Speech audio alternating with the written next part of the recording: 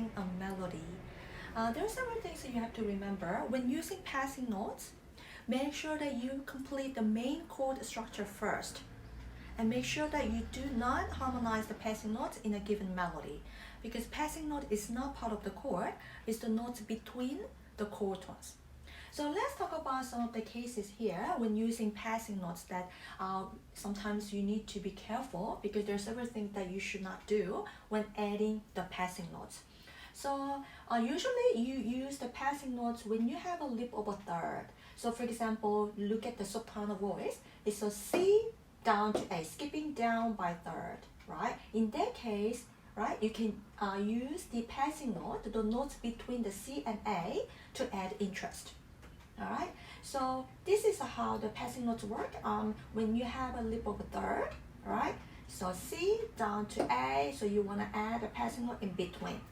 All right, and then when you're adding the passing notes, especially in minor keys, you see that when you use the notes of scale degree number 5 to 7, you want to use the melodic form of a scale. So for example, in A minor, all right, A minor includes the raised 6th and 7th in the melodic form of a scale. So which are F sharp and then G sharp and then the G sharp. Also, you have a lip of a third, right, in the minor keys. And so you want to use the notes in between, but you make sure that you use the melodic form of the minor scale. So you must include the raised 6th.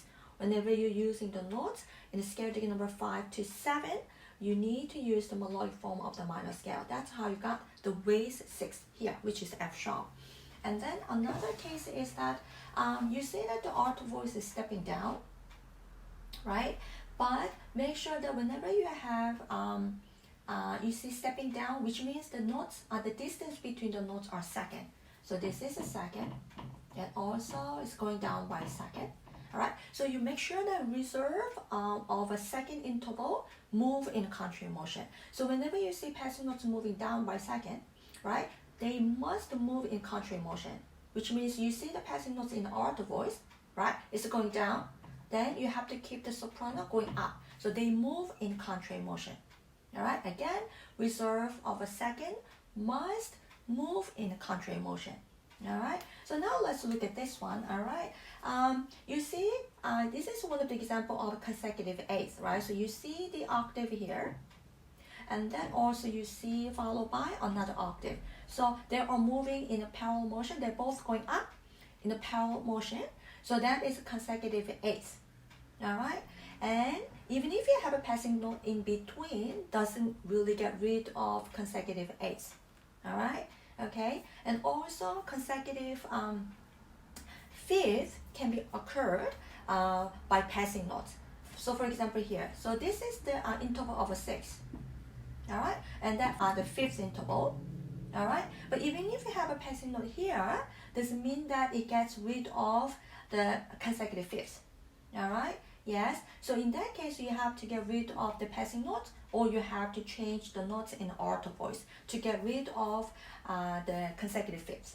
So even though the main note is not interval of a fifth, but because of the passing note, it can create the consecutive fifths. So again, in that case, you want to get rid of the passing note, or just change the notes in alto voice.